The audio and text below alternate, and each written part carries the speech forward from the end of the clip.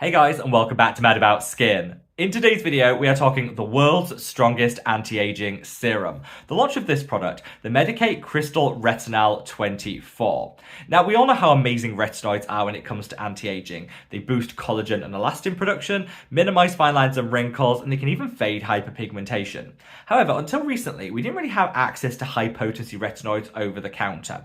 But that all changed when brands like Medik8, Geek and Gorgeous, The Ordinary started to formulate with high-strength retinols that we could get without a prescription.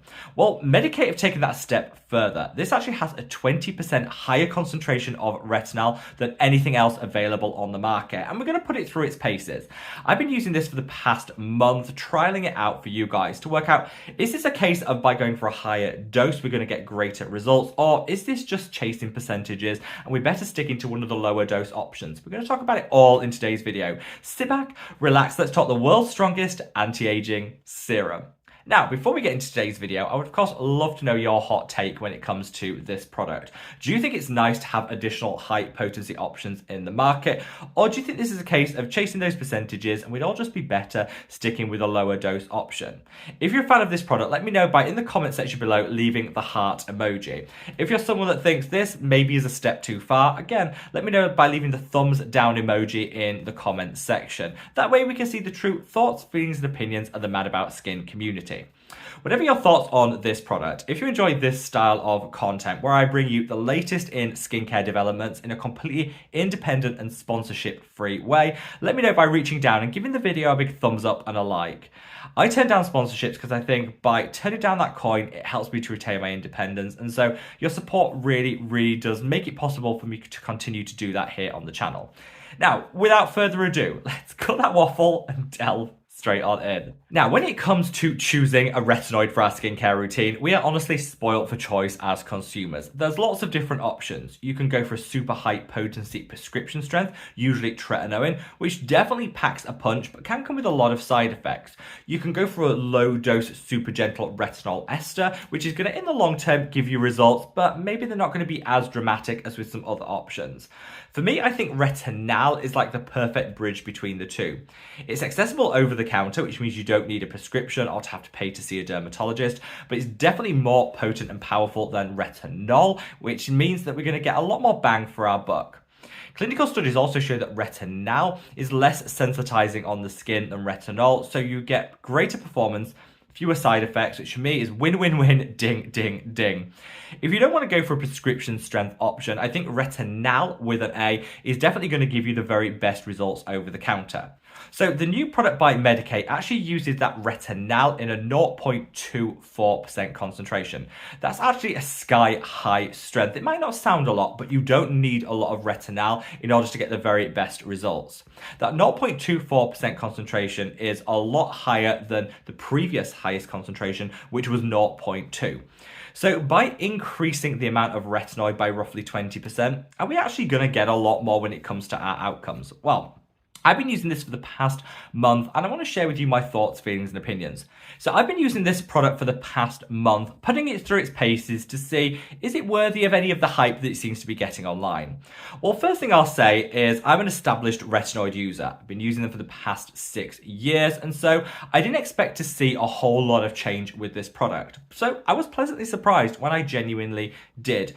I started to see the emergence of fine lines and wrinkles around the crow's feet, around the laughter lines and the 11s. I've also noticed a little bit of loss of firmness around the jawline. So whilst the results I saw from this weren't like transformative and game-changing, they were noticeable enough that I could see them with my own naked eye when I looked in the mirror. And that's definitely something I maybe didn't expect because, like I say, I've been benefiting from retinoids for many years. One thing I did notice though is I did see an increase in dryness, sensitivity and irritation. Again, maybe that should be expected. After all, I'm using a roughly 20% higher dose of retinoids in this versus what I was using before, which was the Geek and Gorgeous in the A-Game 20. So obviously with a higher concentration, you usually will see an increase in side effects and irritation. It wasn't particularly unpleasant or anything really to, suggest that you shouldn't be using it, but it's definitely something to be aware of. I think this is the sort of product that really should only be used by people that are established retinol users, having incorporated them successfully probably for the past 12 months. The sort of person that's been using something around this concentration successfully and wants to just take it up a notch. I wasn't wildly impressed with the price point, I'll be honest. You know, when I'm used to shopping Geek and Gorgeous, I think this version is something in the region of £18. Splurging £109 for roughly 20% higher concentration did seem like a lot of additional expense. However, I have kind of been impressed with the results. I also did a little look online, read some of the studies into retinal. And when you look at retinal, the reason it works so effectively in comparison to retinol is it's closer to the retinoic acid our skin needs to deliver all that great anti-aging benefit. Whichever retinoid you opt for, it's going to need to go through conversions in the skin to get to retinoic acid. The more conversions a product has to go through, the more it loses some of its potency. Retinol actually has to go through a lot of conversions to get to retinoic acid, which means it's a lot less potent. Retinal actually goes through fewer conversions, so it definitely packs a greater punch. Tretinoin obviously doesn't need any conversions, which is why you see that like peak efficacy. What we'll say is this will actually deliver a much higher dose of retinoic acid into the skin after those conversions as something that's equivalent to this strength. That's actually backed up by some of the studies that are available online that shows those conversions and what roughly percentage concentration will deliver the maximum efficacy. And something like this definitely will deliver you greater benefits versus a slightly lower strength option. So for me, how I would recommend people, if you're tempted to go for this, how I would say it's best to use it is I would still really gradually introduce it. I just switched from something of this strength straight to the high potency option, and I think that's maybe why I got a lot of sensitivity and irritation. Maybe I should have tapered it in, using them on alternate nights to really make sure that my skin can become accustomed and adjust to the higher dose. That's what I'd recommend people do, and I would say definitely for the first month at least, kind of strip everything else out of your evening skincare routine. Because there are such a high dose of retinol in here, I don't think you really want to be using it with a lot of potentially sensitizing actives.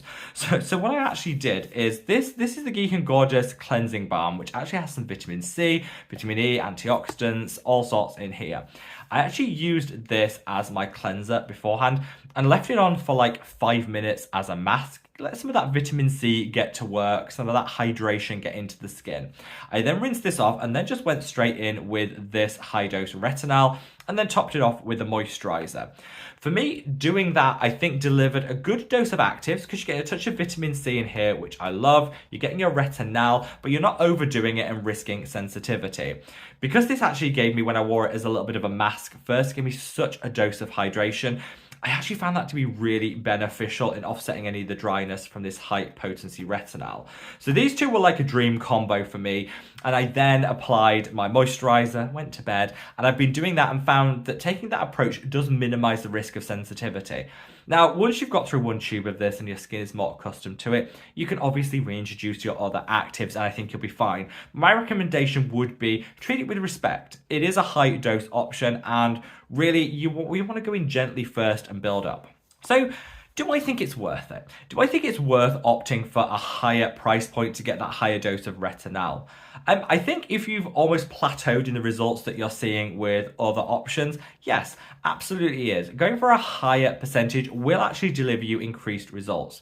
I like the fact that Medik8 aren't just using a high dose retinol. They've actually got a lot of technology in here to make sure that it's actually delivered in the best possible way. It's a fully stabilized form of retinol, which means down to the very last drop of this, it's going to be in that peak efficacy. It's not, as it's sat on your bathroom counter, it's not losing strength and potency. I like that. We're paying top dollar for this. I expect that technology to make sure that it is good and potent to the very last drop, which is what you get here. It's also encapsulated, so you're going to minimize the risk of a whole lot of sensitivity that you might get versus an uncapsulated version. It's also packed full of hydrators, so I definitely think it works quite nicely. If you're getting the results that you want from some lower dose, much more affordable options, I'd say stick with them. I did a comparison of these two, which I'll leave a link to that video up there. I absolutely love them. I think they're delivering great results. They're absolutely fantastic in terms of their anti-aging, and the price point is phenomenal. It's not a case of everyone has to go for the higher dose option and pay more in order to access it. It's just a case of doing what works for you. Personally, I think I will probably continue to use this, but I might use it interchangeably with the Geek and Gorgeous to spread the cost to minimize the sensitivity. It's a great way of over-the-counter being able to get some real high potency options without needing that prescription, the dermatologist visit, or any of the other loopholes and hoops we have to jump through in order to access tretinoin. This seems like a perfect combination for me. Let me know, if you've reached this point in the video, are you tempted to give it a try? Do you think we're just chasing percentages, opting for higher and higher and higher, and we don't need to? Or do you think there's definitely a space for a higher dose option for those of us that actually want to access it? Let me know in the comments section below. I'm really glad I tried this. I think I have been tempted by the fact I didn't expect to see results. I'll be honest, I didn't expect to see results, and I have. Now that's definitely won me round. For me though, like I say, take it easy, treat it with respect, and make sure you almost strip it back in terms of the actives and use just some really effective but gentle treatments alongside it for the very best results. This Allies Skin Cleansing Balm saved the day for me when I started using it alongside this, and I would recommend, whether it's this product or any other on the market, opt for something gentle, hydrating to use in synergy to kind of help your skin along, help you to get the very best results. Wherever you are in the world, guys, stay safe, stay well, and love your skin. Take care. Bye.